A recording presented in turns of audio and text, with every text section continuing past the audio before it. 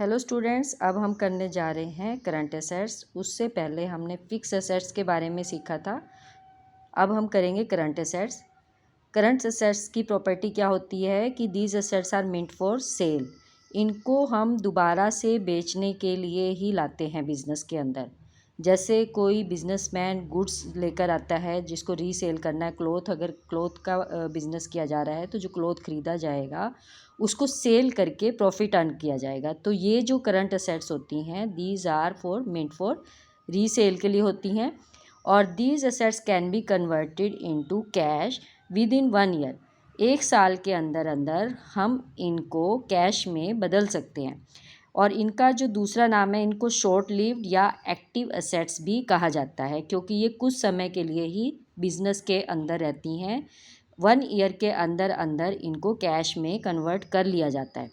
और इनका जो एग्ज़ाम्पल है डेब्टर्स हैं। जैसे हमने क्रेडिट पर सेल की है तो वो हमारे डेब्टर हैं, उनसे हमें कैश मिलेगा विद इन 1 ईयर हो जाता है। बैंक ओवरड्राफ्ट हो गया, जैसे बैंक से हमने अपने जितना हमारा डिपॉजिट है उससे ज़्यादा अगर हम मनी निकाल लेते हैं तो बैंक ओवरड्राफ्ट हो जाता है। बैंक बैलेंस है इसका असेट्स। बैंक बैलेंस के वो ओवरड्राफ्ट जो होती है लाइबिलिटी होती है। बैंक जो बैलेंस होता है ये हमारा कैश जो हमारा बैंक में जमा है, इसको भी हम निकाल सकते हैं इजली। फिर कैश है, स्टॉक है और बिल रिसीवेबल है। ये सारे जो होते हैं ये हमारे करंट असेट्स में आते हैं।